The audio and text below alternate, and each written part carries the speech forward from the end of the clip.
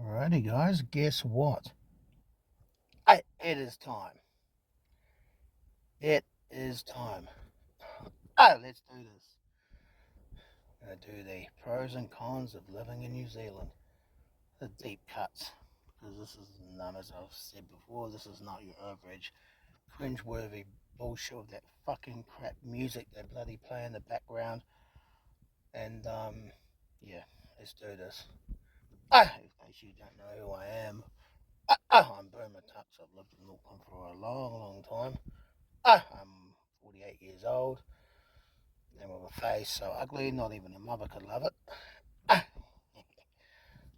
Can't handle it. Get off my channel. And so, yeah, be prepared. This is gonna hurt. One more thing, as a disclaimer, I have Tourette's.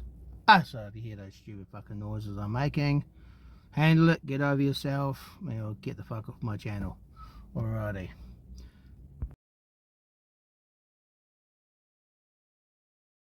Okay, we are not neutral. New Zealand is not a neutral country. We've sided with the British and all these stupid bloody wars. There's absolutely no reason for New Zealand to get involved in all these stupid scraps that all these other bloody countries are having, because we're in the middle of the fucking ocean. So we're way over here. It's like, I don't know why we're getting involved. We got involved in World War One as a country. We got involved in World War Two as a country. In fact, the whole Anzac Day thing is actually from a World War One battle called the Gallipoli Battle, where we got absolutely smashed. Trying to invade another country of all things, actually. So I guess we had it coming to us. Fuck around and find out, eh? And that's the cold hard facts of the whole thing. We should never have gone to these wars.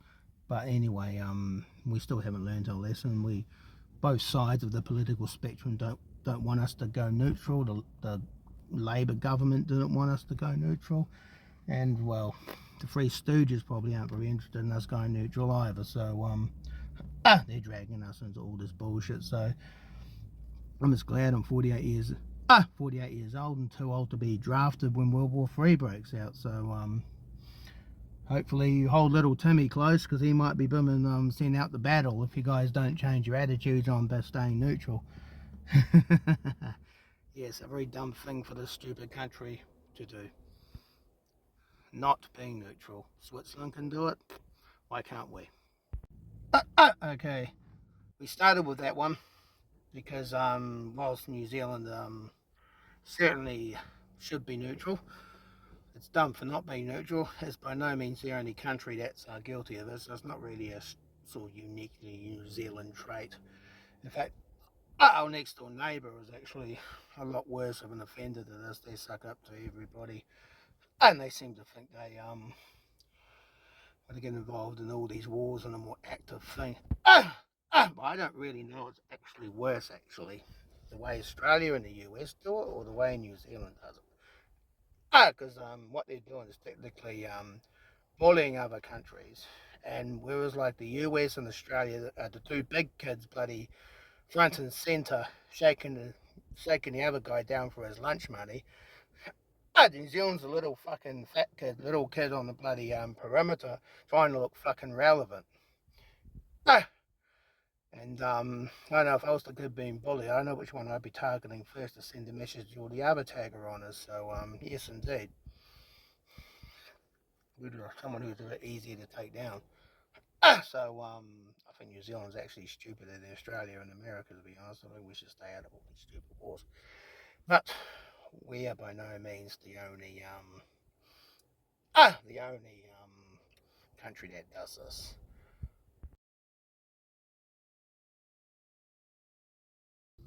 Okay. This one really should come as no surprise to anybody. Anyone who's lived in this country for an extended period of time. I noticed that not only is tall poppy syndrome a major issue, but it's been around a long time. In fact, it's actually not as bad now as what it used to be. Ah, Thanks to a lot more people immigrating here and all that sort of stuff. Tall poppy syndrome tends to be something that's a homegrown thing amongst, the quote unquote locals.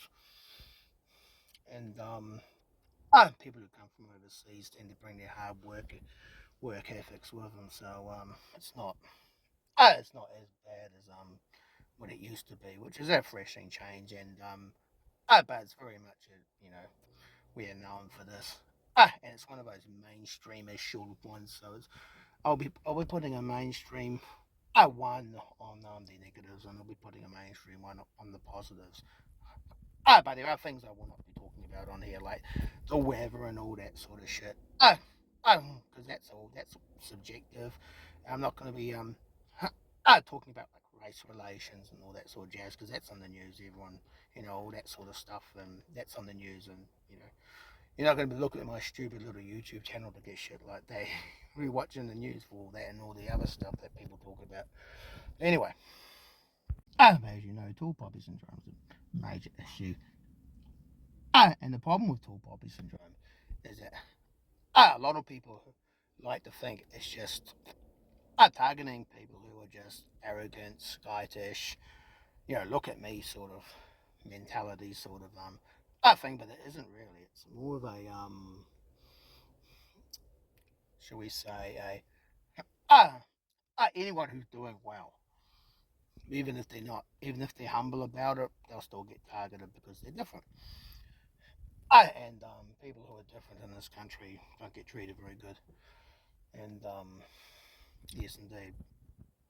And also, to be honest, it's not even about whether that person is actually doing well. It's whether the haters think he's doing well. You can be struggling. I've had to deal with this shit as well.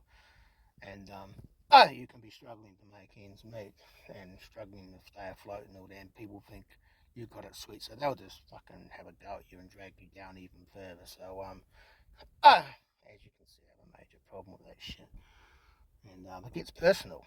It gets very personal, that sort of thing. I hold a lot of grudges.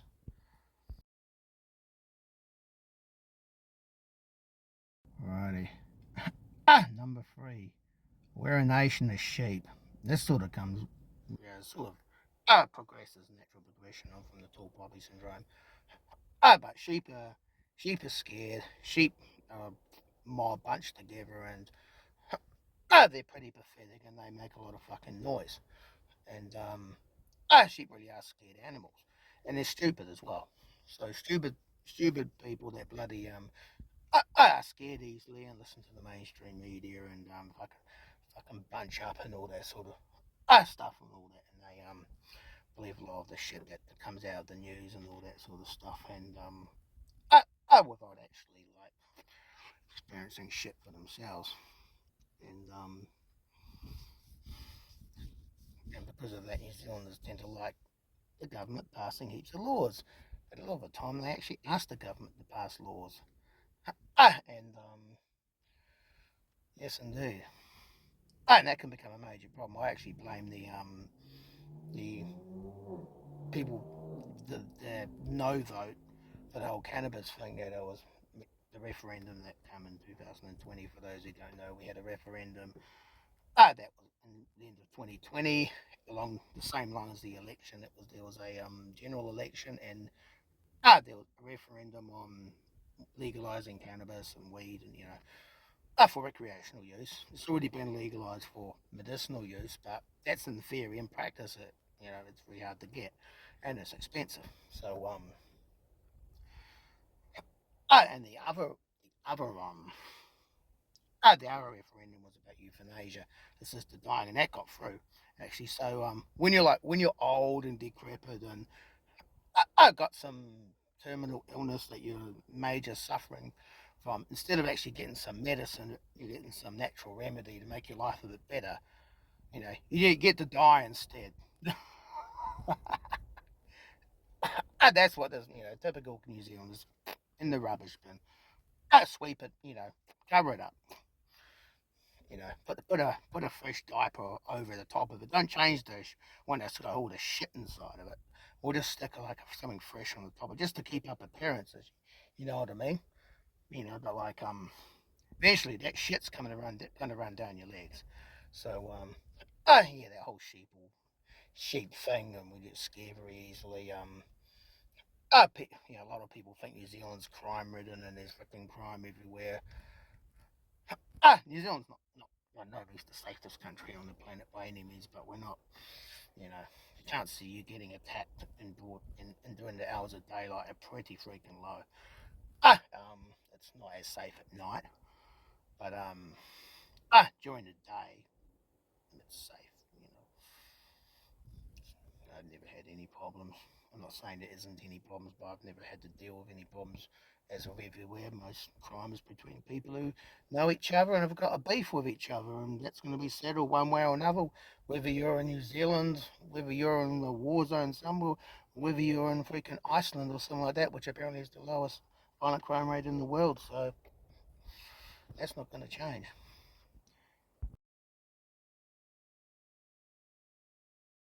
Okay, number 4. We are a nation of snitches. This really comes on from, continues on from number 3 actually. We like reporting people. Look, we don't like talking to people. Oh, it's okay if you get rid of the mess in your backyard. You know, tidy it up a bit. No, instead you get the council guy over. Oh, you're gonna get a fine in about 4 days if you don't clean up your mess. Out of the blue. Other times you'll get a wellness visit from the random wellness visit from armed men for no freaking reason. So there's a lot of snitches in New Zealand. They tend to like calling government officials behind your back and sending armed goons out. It's the police to your front door. And yes, that happened a lot during COVID. I actually was a recipient of a false allegation that was not out. You know, someone knocked me off to called the police on me because they thought I was out and about without good reasons. Like I was doing the freaking papers, delivering government propaganda to the masses and the sheeple. Trust me, I would love to have stayed home, sat on my ass, and got paid by the government to play video games.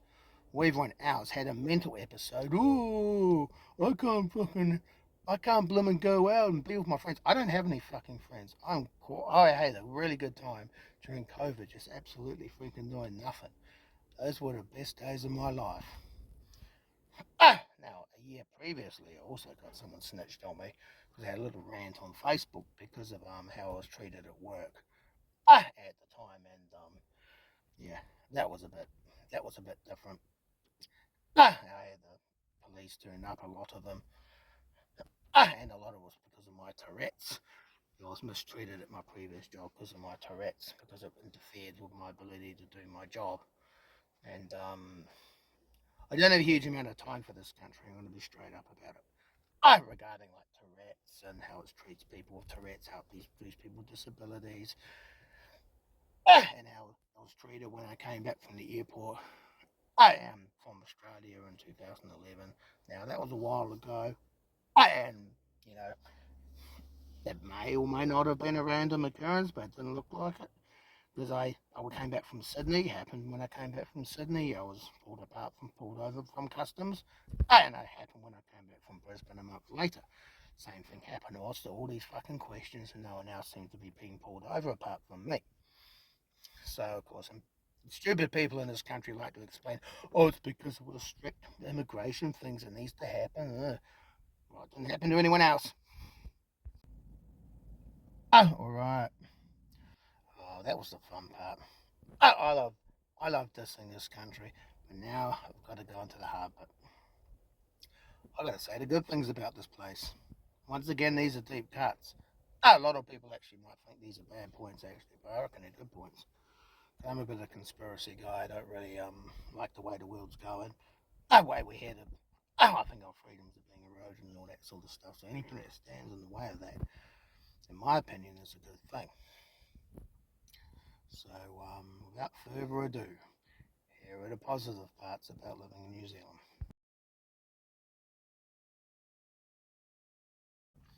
First one's the easy part. This is the more mainstream one. Very easy to start your own business up. This is actually one of the reasons why I'm still living in the country. Because I've looked around and getting houses in other parts of the world, and I think outside of the urban areas, New Zealand's outrageously priced.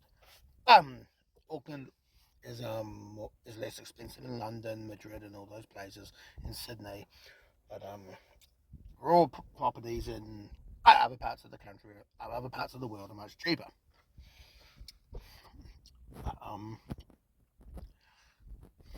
But, as for earning money, it's a very easy country to start your own business up, which is just as well because, yes, I've got Tourette's. I can't work with other people. It's okay, Hells. It's okay with the Heralds and all that because I'm by myself. I'm doing the deliveries. You imagine someone like me with these fucking noises working with all these other dumbass pieces of shit who simply put a bunch of space heads. That's what I like saying that term. And and their dicks, you know, typical fucking New Zealanders. However, the laws regarding small business in New Zealand are really good, and that ones they don't exist. It's really good. So that's a huge plus. It means I can just start my bloody business. Don't have to worry about any red tape. And this is a well-known positive of living in this country. And for me, it is the it's the biggest asset. So funny enough, actually, I'm one of these people. Most people say, "Oh, New Zealand's a pretty country, but it's so hard to make money. It's so expensive." It's the opposite for me. I don't think it's that pretty in New Zealand. I don't. I think it's overrated. I'll be straight up. But it's a great place to make money if you don't want to work for someone else. But it's really good, and you don't want to have if you know what I mean. You don't really want other people working for you either. I have your own little gig and all that sort of stuff. Anyway,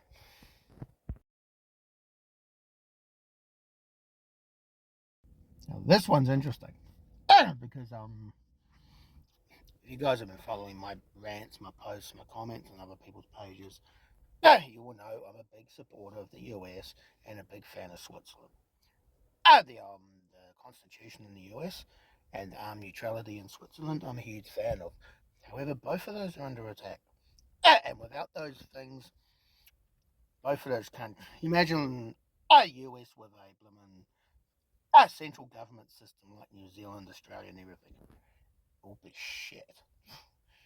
You imagine that. Can you just imagine that shit? The US has an awesome decentralized government. That's what I love about that country. But I'll be straight up it's a fragile setup. Like, it's the constitution is under attack. It's under attack the whole time. And Switzerland, their neutrality thing is under attack too.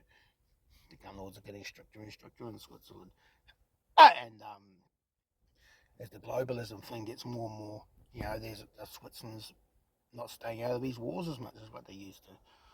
Like, back in the day, Switzerland stayed out of them. Simply put, you know, it was all raging all around them. They had nothing to do with it. They did business with both sides.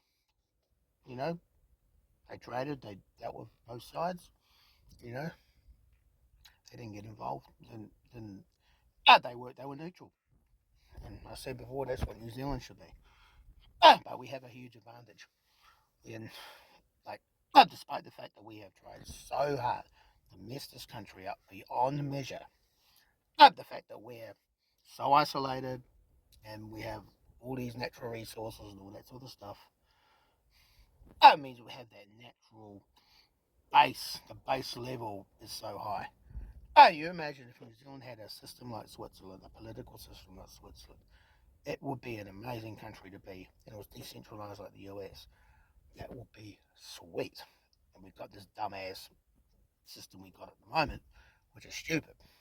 But we can't really go any lower. We've gone as low as we can go. And we're still relatively good.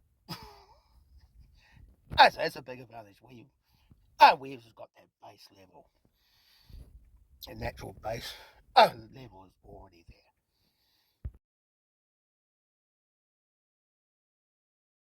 Alrighty. This is an interesting one.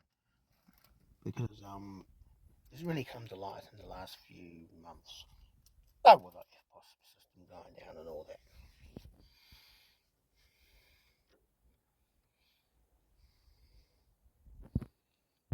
Try as we may, we're NWO proof. As I was saying, you know, we had Cyclone Gabrielle, which cut power to a lot of places, and we had all these FPOS outages in Auckland over the last couple of months. People now see the need for cash. New Zealand was in the top 5 countries to go cashless, like Sweden, Finland, Norway, and all that sort of stuff. But they even acknowledged that our infrastructure isn't up to scratch. So, next time our ferries don't go, next time everything breaks down, next time someone runs aground in the Inter-Islander or the Blue Ridge Ferry, or someone drives a frigate into Samoa, in the recent Samoa, just remember, it's that sort of thing that's stopping a New World Order from taking hold in New Zealand. We are surrounded by a cushion of failure, and so we are protected from the perils of success. And that means it's going to be very hard to get New Zealand to become a New World Order stronghold, which is good, because we don't want the New World Order in this country. So keep using cash, and if you don't use cash, you'll realise you'll need to use cash, because our system will crash every 5 seconds, because we are not Norway. There you go, everybody. That's the video. Now, if it gets a lot of love or a lot of hate or a lot of anything, to be honest, I might do a full version, a bigger version. I'll see how we do with these things. I might do a few more videos if they have, get a bit of interaction with these videos and all that sort of stuff. So like, hate, spaz, comment, whatever the hell you do, because any publicity is good publicity when it comes to YouTube and its algorithm. So thumbs up, thumbs down, I don't know. Do whatever the fuck you need to do with it, because anything like gets the video out there, and we'll see if it gets a bit of action, I'll do another one. If not, well, then I'll go back to my walking videos and just talk shit at the popcorn chair, watch the world go by and watch the world go to shit, and I will see you guys later.